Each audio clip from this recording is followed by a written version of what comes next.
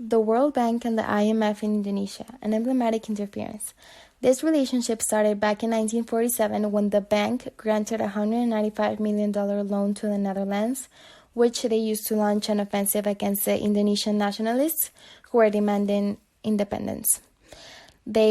Troops were sent into their country, and the U.S., to put pressure on the Netherlands, gave them $400 million under the Marshall Plan so that they could grant independence to Indonesia. And finally, on 1949, the transfer of sovereignty was signed, and Indonesia became a republic, and Sukarno was elected as president.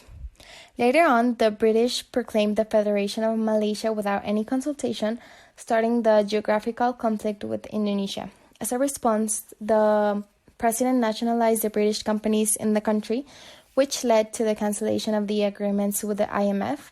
And as the UN endorsed the creation of Malaysia, Sukarno walked out in 1965.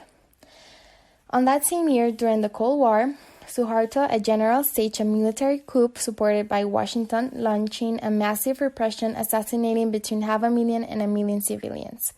He forced Sukarno to make a transfer of power, and when he did, the U.S. gave Indonesia a line of credit of $8.2 million.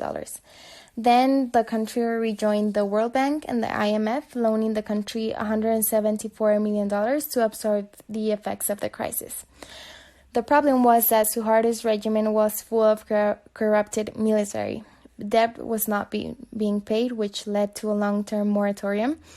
And when repayments were reestablished, they didn't pay. And in a negotiation, 50% of the debt was cancelled.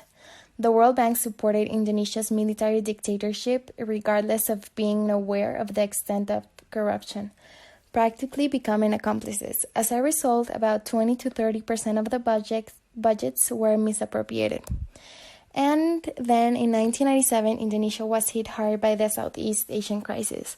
The remedies of the World Bank and the IMF worsened the economic situation and brought social disasters.